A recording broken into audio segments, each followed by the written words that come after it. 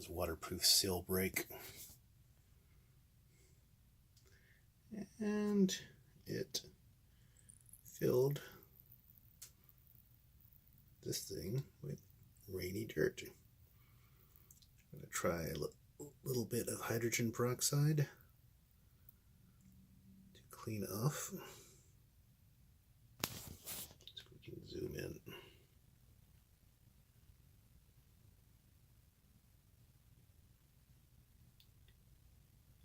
And worst case scenario is it's dead,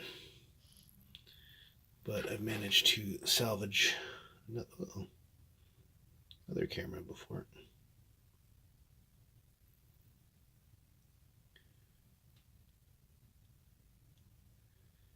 You can see the pins in there completely covered in dirt.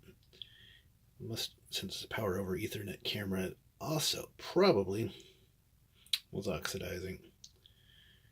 So we'll see if I remember my chemistry right. Probably don't.